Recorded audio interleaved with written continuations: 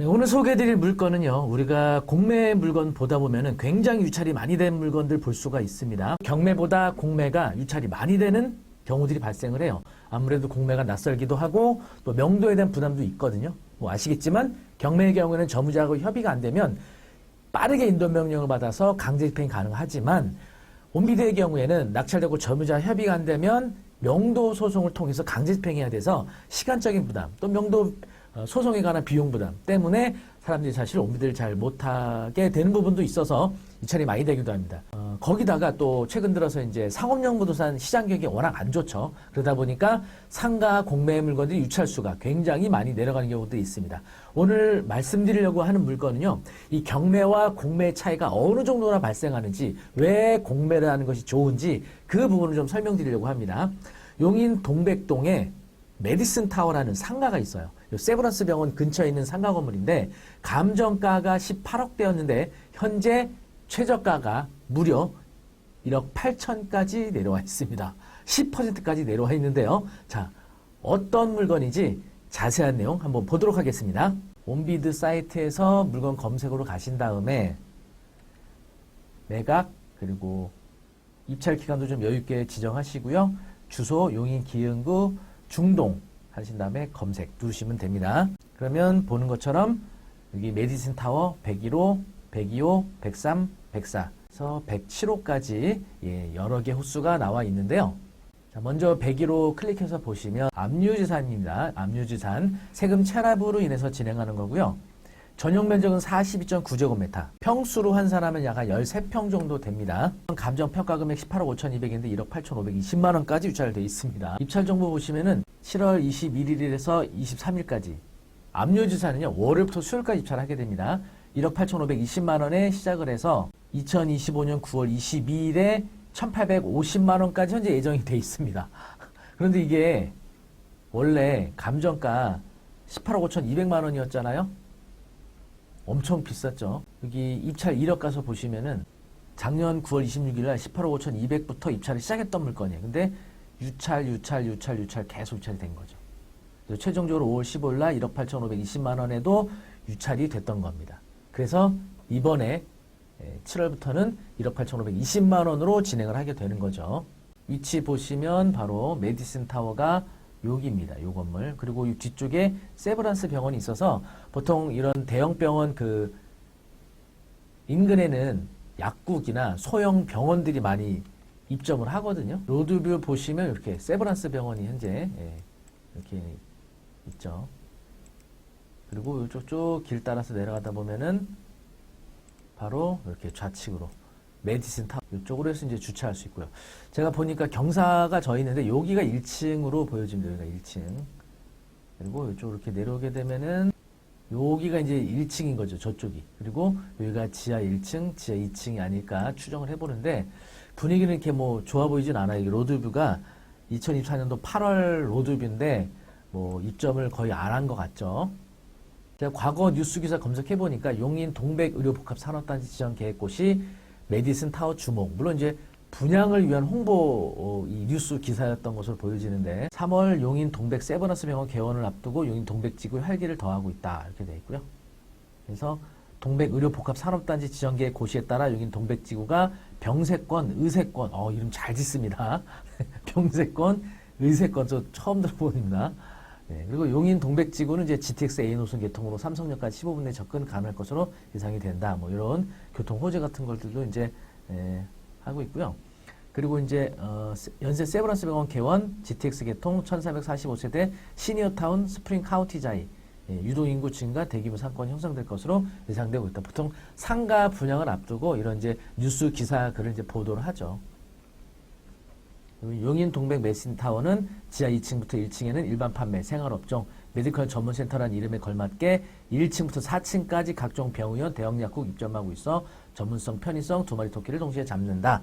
그래서 분양 관계자에 의하면 이게 바로 분양회사가 뉴스 기사를 발행하는 겁니다. 그래서 이제 동백지구 의료복합 산업단지 지정고시 계획과 뭐 어쩌고저쩌고 해서 최첨단 의료 클러스터 형성할 것으로 기대된다. 그래서 이 메디슨 타워 분양받으면 좋은 거다. 이렇게 홍보 글에 가까운 거죠.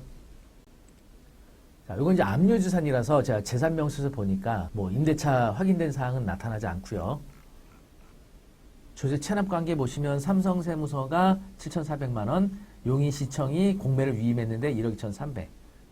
그래서 이렇게 사실은 감정가 대비 금액이 크진 않아요. 감정평가서 보시면은 총 21개가 공매로 매각을 하는데요. 제 지하 2층 여기 한 건, 그리고 1층에 7건, 그리고 3층에 이렇게 총 21건이 이제 공매로 매각을 하는데요.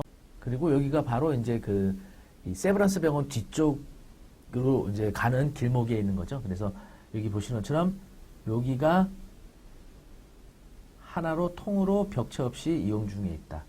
기존 약국으로 이용된 것으로 조사돼. 약국으로 이용을 했었던 것 같습니다. 이렇게 3개 호. 그리고 이렇게 4개 호도 통합해서 묶어져 있었고요. 여기 8, 9, 10도 요걸 나중에 설명을 드릴 건데 경매로 진행 중입니다. 요 3개 호는. 요건 이제 공매로 진행 중이고, 건축물 대장 보시면 용도 일반 음식점으로 되어 있네요.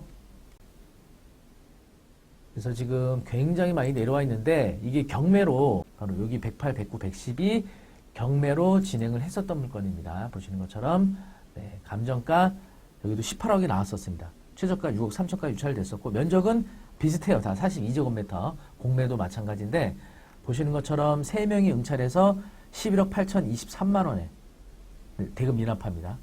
9천만 원 날렸죠. 이 법인이. 굉장히 높이 낙찰 받아갔죠. 지금 공매가 1억 8천까지 유찰되어 있는데 11억에 공매로 낙찰받았으면 10분의 1 가격으로 낙찰받는 건데 현재 7월 15일 날 6억 3,112만 원에 예정되어 있는데 뭐 이때도 이제 유찰될 것으로 예상이 되고 경매가 더 많이 떨어지길 기다리거나 아니면 공매로 들어가시는 게 낫겠죠. 109호도 보시면 같은 법인이 11억 8천, 110호도 10억 6천에 같은 법인이 3개를 통으로 낙찰 받은 겁니다. 약 3억, 4억에 3개 호를 받은 거예요. 그랬다가 이제 대금 미납해서 나왔으니까 한 3억여 원 입찰본이 이제 몰수 당했고요. 등기부등본 보시면은요, 2021년도 6월 4일 날 이모 씨 개인이 21억 4,940만 원에 취득을 했습니다. 굉장히 비싸게 취득을 한 것 같아요. 경매 신청은 하나은행이 신청한 경매 사건이고요. 처음에 보시는 것처럼 44억의 채권 최고액, 여기 총 3건 공동담보 설정돼 있죠. 109, 110호. 그랬다가 나중에 2023년도에 채권 최고액을 42억으로 변경을 했습니다. 42억을 원금으로 계산하면 35억입니다. 35억. 3개 호에 대해서. 그러면 약 한 호당 11억 6천 정도 대출을 받은 겁니다. 11억 6천 정도.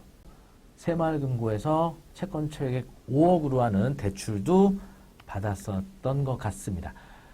어쨌든 이렇게 과도하게 대출을 받았는데 경매 물건의 경우에는 7월 15일 날 최저가 6억 3,112만 원에 진행할 예정인데 공매 같은 비슷한 면적이거든요. 이게 42제곱미터. 이제 1억 8,520만 원에 예정이 되어 있고요. 이것만 해도 감정가 대비 10%에 불과한데 입찰자가 없는 경우에는 계속 일주일 간격으로 유찰이 될 가능성이 있습니다.